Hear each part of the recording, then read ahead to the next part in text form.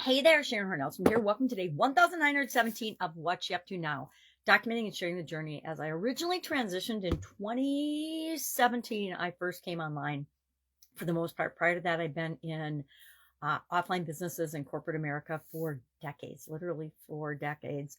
And following a sudden cardiac arrest, divorce, things like that, I am divesting myself of all of our joint businesses.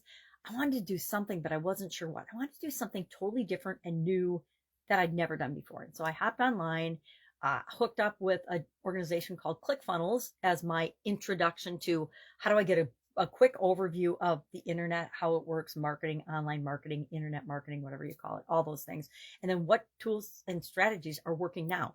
And I tested out a lot of those. Some of them were okay. Some of them were epic failures and some of them were a success. And I needed to learn what worked for me, what works with my personality, what works with my skills and abilities, what works with what are my strengths and what are my weaknesses. Because I'm going to stay away from my weaknesses. I'm going to build on my strengths.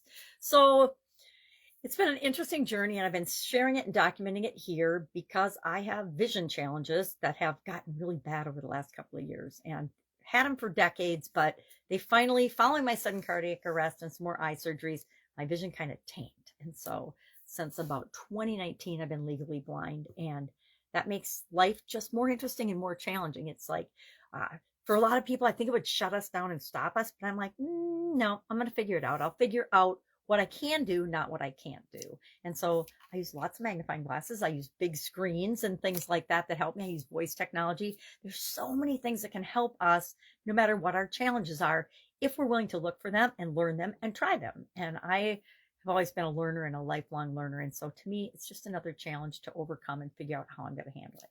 So today, a couple pieces of content I created, one for this year's annual challenge, the Get Your Goals annual challenge.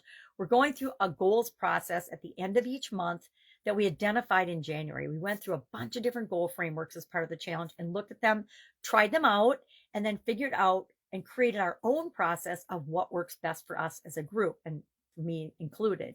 And so then at the end of each month, this month we're focusing on spiritual well-being and spiritual health as part of a 9-part life framework that I've used since 2021. Prior to that, it was a 7-part life framework: physical, mental, emotional, spiritual, financial, relationships, and contribution. And then I added communication and confidence in 2021, following all the craziness and upheaval of the pandemic. It's like, all right, I want to keep moving forward. What do I need to focus on to do that? And I discovered a coaching group that has and talks about our core competencies and our core foundational skills, and communication and confidence were 2 of those that I picked to add to my life framework. And I think that they've served me pretty well and are continuing to serve me well.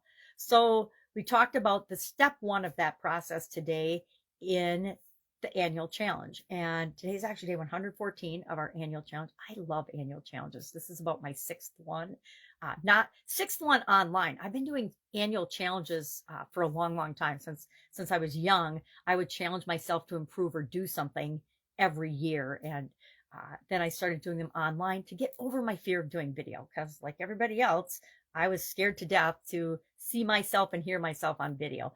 And then to get over that, my trick was just don't ever watch your videos. If you watch your own videos, you'll just sit and judge them and you'll never post them. If you just do them and move forward, you'll get better and better and better at them, just like everything else, right? We have to practice. So we talked about step 1. Step 1 of the goal setting process that we created and set up for ourselves for this year is to identify your current story and your current situation versus your desired story and your desired situation. So with respect to our spiritual well-being and health today, we are identifying our current situation, and then we're going to flip that using a tool. I call it, and I didn't make this up, Lynn Grabhorn did, the don't wants versus the wants. As humans, it's really easy for us to list off all the things that we don't want, but it's harder to just, if somebody asks you what you want, if you ask 100 people what they want, maybe 5 of them can spit out what they want. Everybody else, 95% of us, will focus on the negative, what we don't want. And all you have to do is look at those don't wants and flip them around, because usually the opposite of that is really what we want. So I did that, and we're using that type tool to come up with our current story versus our desired story with respect to a spiritual goal. And we're going to pick a spiritual goal, and we're going to go through the entire process till the end of this month. Our topic for Supersize Your Business, I've got a business group, and we talk about idioms every day. I started doing it as part of my move when I was moving out of my house when I got divorced. And, big family home, it's where we raised the kids, lots of stuff to deal with. And I'm like, all right, I need an easy way, an easy topic to connect with my Supersize Your Business group. So I started sharing idioms. I found a book that was my kids from Scholastic. Remember, kids in junior high and grade school read Scholastic books. And it was 600 idioms, what they mean, where they came from. And then I added how you can use it to build and grow and supersize your business. So today's idiom was to take the high road. Now, I love this idiom. Why?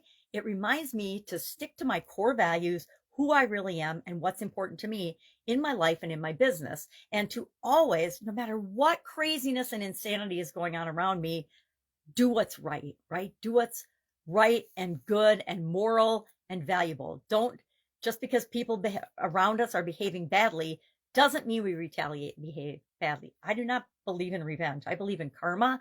And I think that if you do bad things and put bad things into the world, the universe will take care of you. I don't ever need to. And that means I can take the high road at every opportunity. And guess what? It feels better for me. If I think bad thoughts, it feels bad. So I don't want to do that.